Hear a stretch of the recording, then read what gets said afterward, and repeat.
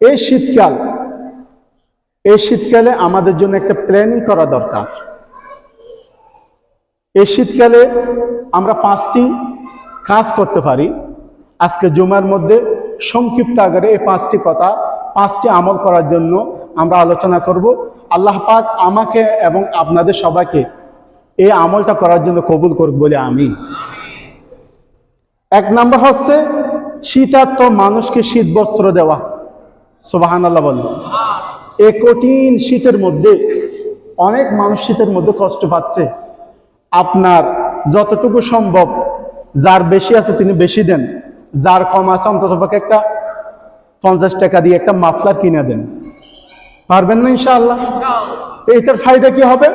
আল্লাহর হাবিব সাল্লাল্লাহু আলাইহি ওয়াসাল্লাম বলেন, কোন মুমিন যদি অন্য কোন বস্ত্রহীন মুমিনকে কাপড় পরিধান করায়, আল্লাহ রাব্বুল আলামিন তাকে জান্নাতের সবুজ বস্ত্র পরিধান করাবে। সুবহানাল্লাহ। সংক্ষেপে বলে দিচ্ছি। 2 নাম্বার, এই যে শীতকালের মধ্যে আমরা বেশি বেশি নফল রোজার আমল করতে পারি। কেন? শীতকালে তৃষ্ণা লাগে কম, গরম লাগে কম। এই জন্য আমরা এই শীতকালের মধ্যে আমরা নফল রোজা রাখতে পারি। কেন?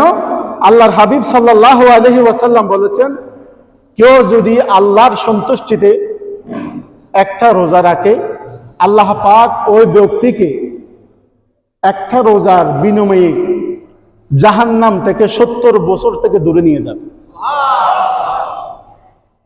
আমাদের অনেকের মাহে রমজানে ফরজ রোজা কাজা হয়ে যায়। আমরা এই শীতকালে চাইলে এই কাজা রোজাগুলো আমরা আমল করতে পারি। অথবা আয়ামে 20 রোজা, 13, 14, 15 প্রতি চাঁদে, এগুলো আমরা আমল করতে পারি। এবং আমার নবী প্রতি সোমবার এবং বৃহস্পতিবার রোজা রাখতেন। চাইলে এই শীতকালে আমরা এই রোজাগুলো আমল করতে পারি ইনশাআল্লাহ। 3 নাম্বার, তাহাজ্জুদের সালাত আদায় করা।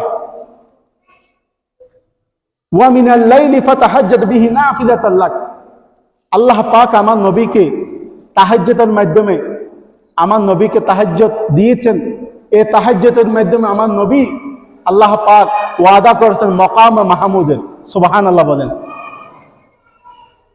আমাদের তাহাজ্জুদের নামাজ আমাদের জন্য অত্যন্ত একটা গুরুত্বপূর্ণ ইবাদত। আমরা এই শীতকালে লম্বা একটা রাত, দিনটা অত্যন্ত ছোট, ঠিক না ভাই? আমরা যদি 9টা 10টার মধ্যে রাত্রে শুয়ে যাই, সারা রাত ঘুম হওয়ার পরও আমাদের অনেক অবশিষ্ট সময় থাকে, ঠিক না? এই জন্য আমরা শেষ রাতে একটু তাহাজ্জুদের আমল করব ইনশাআল্লাহ। 4 নাম্বার, কষ্ট উপেক্ষা করে উযু করা।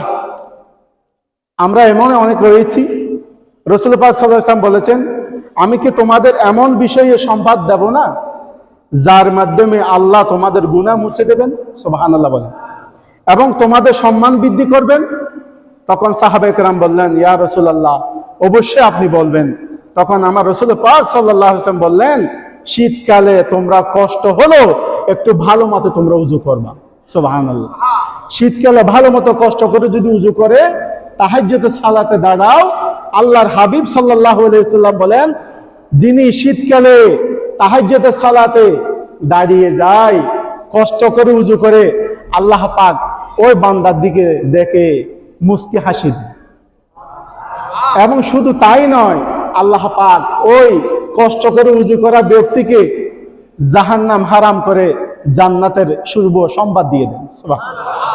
এই জন্য আমরা এই শীতকালে একটু কষ্ট হলো ভালো মতো উযু করব ইনশাআল্লাহ। 5 নাম্বার, জাহান্নামের কথা স্মরণ করা। এই প্রচন্ড ঠান্ডা, এটা জাহান্নামের একটা প্রচন্ড ঠান্ডা থেকে একটা নিঃশ্বাস। এই প্রচন্ড ঠান্ডা থেকে যেন, জাহান্নামের ঠান্ডা থেকেও যেন আল্লাহ পাক আমাদেরকে হেফাজত করে। আল্লাহর হাবিবের তরিকা, আউলিয়া কেরামের তরিকা, ইহদিনাস সিরাতাল মুস্তাকিমের পথে আমাদের সবাইকে চলে জাহান্নামের আগুন থেকে, জাহান্নামের প্রচন্ড ঠান্ডা থেকে আল্লাহ পাক আমাদের সবাইকে যেন হেফাজত করে বলি আমিন। সম্মানিত হাজিরিন, একটা আপনাদের কাছে ঘোষণা, আমাদের এই মসজিদের